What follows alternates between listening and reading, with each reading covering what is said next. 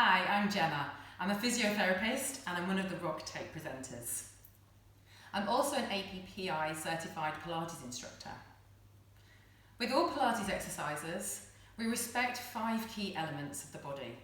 Breathing, centering, which includes finding the neutral spine, rib cage placement, shoulder blade placement, and head and neck placement. If we respect these 5 key elements, we will achieve better muscle activation and optimal movement patterns. I'm going to show you how we can use the RockTape principles that are taught on the courses and the products available to achieve these 5 key elements of Pilates. So the first one we're going to talk about is breathing. We seem to spend a lot of time breathing shallow breaths and neglecting the bottom parts of the lungs. It's really important that we take deep breaths. If you put your hands around here, it's going to draw more attention to that area. So you can use your hands. Or you can use a resistance band. So just feeling those ribs expansion, using that band to draw attention to that area, increase that sensory awareness. And then as you breathe out, you can apply a little bit more resistance to help facilitate all of that air coming out of the lungs. Or you can use a piece of tape. Putting something on the skin alerts that area to the brain. Maintaining a neutral spine position allows for the deep core stabilizing muscles to activate better. Imagine that you have a clock drawn all over your pelvis, and we're going to point to 12, and then we're going to point to 6. So working through this range. And the neutral spine is the halfway point between the two. However,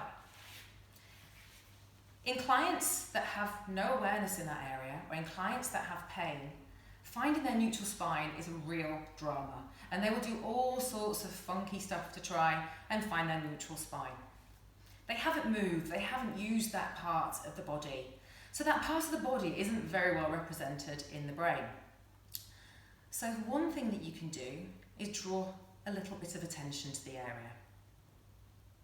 We can improve this movement by using the blades.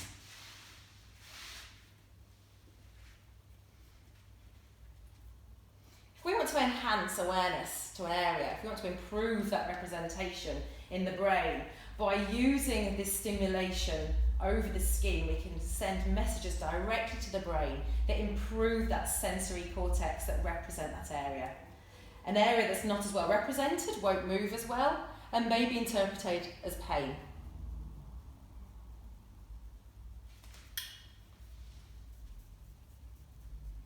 What we also could be doing is stimulating the nerve fibres that help upregulate the muscles. No blade? No problem. We can achieve the same effect with the spiky balls.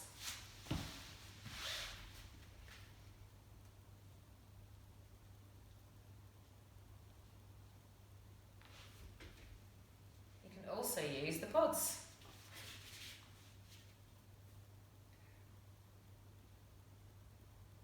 It's important to maintain ribcage placement.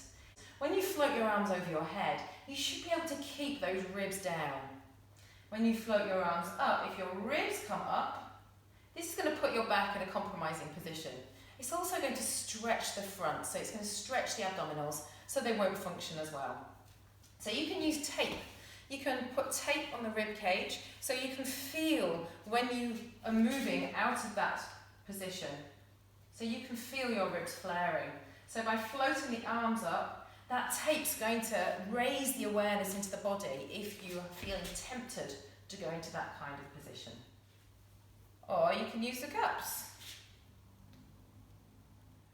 The trapezius has upper fibres which pull the shoulders up and the lower fibres which pull the shoulder down.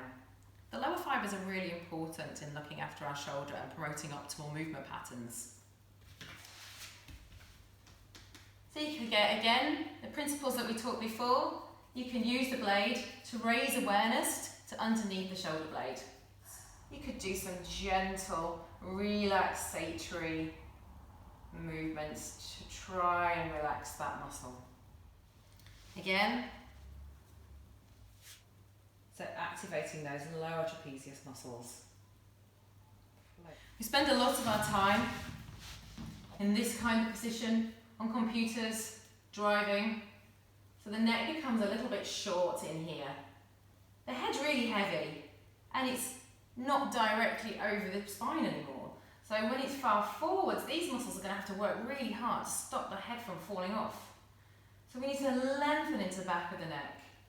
So to get these muscles working and to bring some awareness to that area, we can use the blades all the way up into the top, using fast, fairly shallow movements. You can move the neck throughout movements while you're doing this. Alternatively,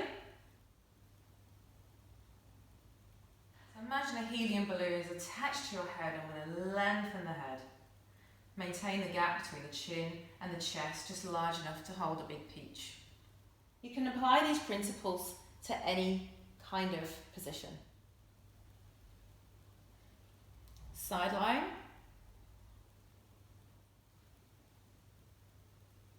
In sitting,